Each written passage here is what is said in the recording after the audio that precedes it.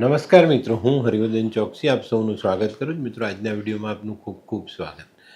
મિત્રો, આપણા જીવનમાં આરામ એક બહુ મહત્ત્વની વસ્તુ છે.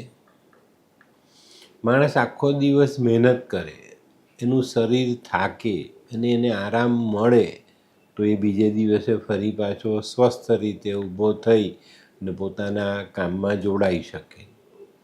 હવે આ આરામ આપણો રાત સાથે જોડાયેલો છે.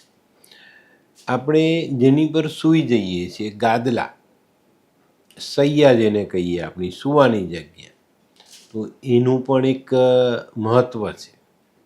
ને લાલ કિતાબમાં આવી સૈયાનું વાસ્તુ આપેલું છે. માણસના જીવનમાં ગાદલાનું મહત્ત્વ, સૂવાની જે પથારી છે એનું મહત્ત્વ કેટલું છે એની સંપૂર્ણ જાણકારી વાસ્તુના નિયમ પ્રમાણે જોડીને લાલ કિતાબમાં અપાયેલું છે. સામાન્ય રીતે એની લંબાઈ પહોળાઈ જોઈએ સાઈઝ તો 6.5 ફૂટ લાંબી અને 4.25 ફૂટ પહોળી પથારી આપણી હોવી જોઈએ. ગાદલું, એક માણસને સૂવા માટેનું ગાદલું આટલું હોવું જોઈએ. આ એક ચોક્કસ માપ ગણવામાં આવે છે. કોઈ બહુ મોટી, એમ કે ભાઈ રાજસી સૈયા, રાજા સૂઈ જાય, કોઈ બહુ પૈસાવાળો માણસ સૂઈ જાય તો એના માટે 7.5 ફૂટ બાય 7.5 ફૂટની પથારી, એનો પલંગ અથવા એનું ગાદલું હોવું જોઈએ. તો આ રીતે આપણે આપણા ગાદલાનું માપ જો જાળવીએ તો આપણા જીવનમાં એક આરામની ઊંઘ મળે, શરીરને સારો આરામ મળે અને આપણે સરસ રીતે આરામ મેળવીને બીજે દિવસે સારી રીતે ઉઠીને ફરી પાછા આપણે આપણા કામે લાગી શકીએ. હવે ગાદલાની ક્વોલિટી તો કે આજકાલ તો આપણે પેલા ફોર્મના ડનલોપના ગાદલા વાપરીએ, પણ એને એટલા સારા માનવામાં આવતા નથી.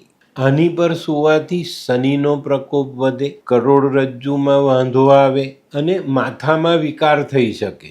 ગાદલા રૂના હોવા જોઈએ, એ ખરેખર બહુ જ સારી બાબત કહેવાય.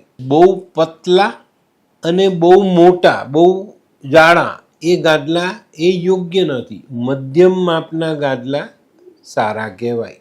ગાદલાના કવર પણ કોટનના હોવા જોઈએ. રંગો અનુકૂળતા પ્રમાણે આપણે પસંદ કરવા જોઈએ. આપણી કુંડળીમાં જે ગ્રહ આપણા માટે સારો છે એવા રંગના ગાદલાના કવર જો પસંદ કરીએ તો આપણે ફાયદો મળે. ચાદરનો રંગ પણ આપણે આ જ રીતે પસંદ કરવો જોઈએ. અને યાદ રાખો કે રેશમી કે સુતરાઉ કપડાના જ આ કવર કે ચાદર હોવા જોઈએ. કૃત્રિમ એટલે કે આ પેલા રેક્રોન ને એવા જે નાયલોનના દોરાથી બનેલા ગાદલાઓ આપણે બને ત્યાં સુધી વાપરવા નહીં. આજકાલ છે ને આવા પ્રયોગથી માનવ જીવનમાં રાહુ કેતુનો ખરાબ પ્રભાવ આપણને પડતો દેખાય છે. એનું કારણ શું કે આ યુગ શનિ પ્રધાન યુગ છે. આ યુગમાં શુદ્ધતા, પવિત્રતા અને મર્યાદા એનો નાશ થઈ ચૂક્યો છે. અને આના કારણે તો દુનિયાના સમીકરણ બેસતા નથી, એ બગડી ગયા છે. જેના જીવનમાં રાહુ ખરાબ છે, કુંડળીમાં રાહુ ખરાબ છે, એ લોકોએ નેવી બ્લુ કલરના કપડાનો યુઝ ગાદલાના કવરમાં કે ચાદરમાં ન કરવો જોઈએ. જેનો કેતુ ખરાબ છે એ લોકોએ સિંગલ કલરની ચાદર વાપરવી જોઈએ. એ કાબરચીતરી ચાદર વાપરશે તો નુકસાન થશે. શનિ કુંડળીમાં ખરાબ છે, જીવનમાં શનિનું ખરાબ ફળ મળી રહ્યું છે તો કાળા કલરથી બચો. કુંડળીમાં મંગલ ખરાબ છે તો લાલ કલર ક્યારેય ન વાપરો. બુધ ખરાબ છે આપણી કુંડળીમાં તો લીલો રંગ ન વાપરવો જોઈએ. દહીં જેવો કલર, જેને આપણે ઓફ વ્હાઇટ કહીએ છીએ, એવા કલર વાપરવાથી ક્યારેય કોઈ નુકસાન થતું નથી. ગુરુ સારો છે પણ આપણા ઘરમાં વપરાતા આસનો, પલંગની ચાદરો એ બરાબર નથી તો ફાયદો સારો નહીં મળે. આવા લોકોએ પીળો અથવા ગેરુવા રંગ વાપરવો જોઈએ, અથવા નારંગી અથવા પીળા કલરમાં લાલ કલરની છાંય એવો કલર એ લોકો વાપરી શકે. પણ સૌથી સારું છે કે જે ગ્રહ આપણી કુંડળીમાં સારો છે એ કલર વાપરવો આપણા માટે બેટર. સામાન્ય રીતે તકિયા 1 હાથ પહોળા અને 1.5 હાથ લાંબા હોવા જોઈએ. ઘણા પૈસાદાર લોકો અને રાજા જેવા લોકો હોય એ લોકોના તકિયાની લંબાઈ 2.5 હાથની હોય. આવા લોકોને પણ ગાદલાના કવરનો ચાદરનો નિયમ તો ઉપર આપણે જે સમજાય એ જ પ્રમાણે લાગુ પડતો હોય જ. હવે આપણે જોઈએ કે ભાઈ આપણી પથારીને આપણે સારી કઈ રીતે બનાવી શકીએ ને એનો સારો લાભ કઈ રીતે લેવા. જે પથારી પર જે વ્યક્તિ સૂઈ જાય છે એનો કોઈ ગ્રહ ખરાબ છે તો એને લગતી વસ્તુ માથા તરફ સિરહાને એટલે માથા તરફ મૂકીને સૂવું જોઈએ અને સવારે એ ગાયને ખવડાવવી જોઈએ. પલંગના ચારે પાયા નીચે ચાંદીની ખીલી મારવી જોઈએ અથવા ચાંદીનો ટુકડો મૂકવો જોઈએ. માથા તરફ પાણી રાખીને સૂવું, સવારે ફૂલઝાડમાં નાખવું. તમે જે ગાયની સેવા કરો છો એ ગાયની પૂંછડીમાંથી 5-7 બાલ તમે લઈ આવો અને એ તમારી પથારી નીચે મૂકો તો પણ તમને સારું પરિણામ પ્રાપ્ત થાય. જે લોકો ગાયને નથી ખવડાવી શકતા આવી વસ્તુ, એવા લોકોએ આ વસ્તુ રાત્રે જે તમે માથા પાસે મૂકી કે જે છે એ સવારે વહેતા જલમાં વહાવી શકો. હવે પથારી પર સૂવાવાળાનું શુભ અશુભ આપણે જોઈએ. આખો દિવસ મહેનત કરીને રાત્રે ઘરે આવી જમી પરવારીને પથારી પર સૂઈ જાય. આ બધા જ વ્યક્તિ માટે, દુનિયાના દરેક પ્રાણી માટે આવશ્યક છે.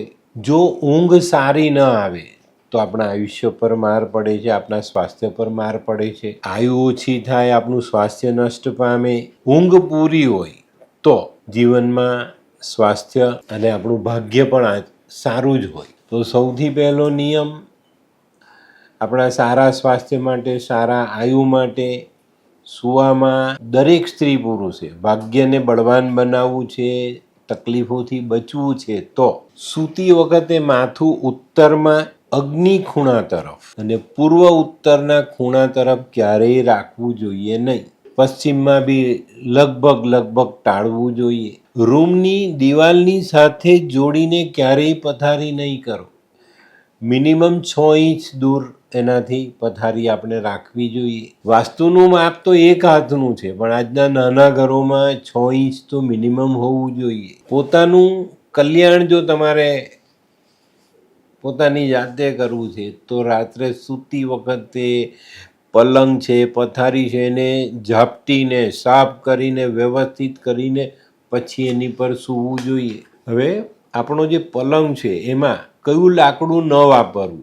બેહડાનું લાકડું, લીમડાનું લાકડું, અરણી, જાંબુ આવા ઝાડોના લાકડા ક્યારેય એમાં વાપરવા જોઈએ નહીં. આવા લાકડા વાપરો છો તો તમારા આયુમાં કમી આવે છે. છતના બીમ નીચે ક્યારેય સૂવું નહીં.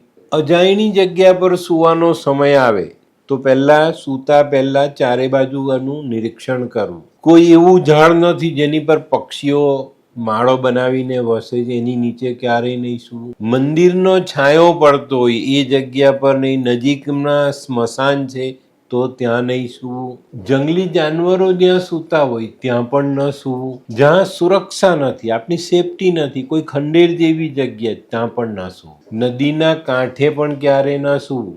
ઘરમાં પ્રવેશ કરો ને ત્યારે પણ થોડીક આજુબાજુ નજર કરીને પછી ઘરમાં પ્રવેશવું જોઈએ અને પછી સૂવું જોઈએ. કોઈ મોટા વૃક્ષની ડાળ આપણી પથારી નજીક આવતી હોય કે આપણા ઘર નજીક આવતી હોય તો એ ડાળી તરફ આપણા પગ ન હોય એનું ધ્યાન પણ આપણે રાખવું જોઈએ. નગ્ન અવસ્થામાં ક્યારેય ન સૂવું અને પગ ભીના રાખીને પણ ક્યારે પથારીમાં સૂવું જોઈએ નહીં. જે ગાદલામાં આગ લાગેલી હોય એ ગાદલા પર ક્યારે પણ સૂવું નહીં. જગ્યા ઊંચી નીચી છે ત્યાં ગાદલું નાખીને ક્યારે ન સૂવું. વચમાંથી ઊંચીને આજુબાજુનો ભાગ નીચો હોય એવી શૈયા પર પણ ક્યારેય સૂવું નહીં. આપણા ગુરુનું આસન હોય એની પર પણ આપણે ક્યારે પણ સૂવું ન જોઈએ. તો મિત્રો આ રીતે આપણે જો આપણા જીવનમાં જે આરામનું મહત્ત્વ છે, આપણે જેનાથી જિંદગી મળે છે, આખો દિવસ મહેનત કર્યા પછી શરીર ઘસાય છે, શરીર થાકે છે અને એને આરામની જરૂર હોય છે અને એ આરામમાં જો આપણે આવા મહત્ત્વના જે પાસાઓ જોડાયેલા છે એની પર પૂરતું ધ્યાન આપીએ તો ચોક્કસ આપણે આપણા આરોગ્યને સાચવી શકીએ છીએ, આપણા આયુષ્યને વધારી શકીએ છીએ અને જીવનમાં ઘણું બધું મેળવી શકીએ છીએ. તો મિત્રો આ મહત્ત્વની જાણકારી તમને સામાન્ય વાસ્તુમાં જોવા નથી મળતી.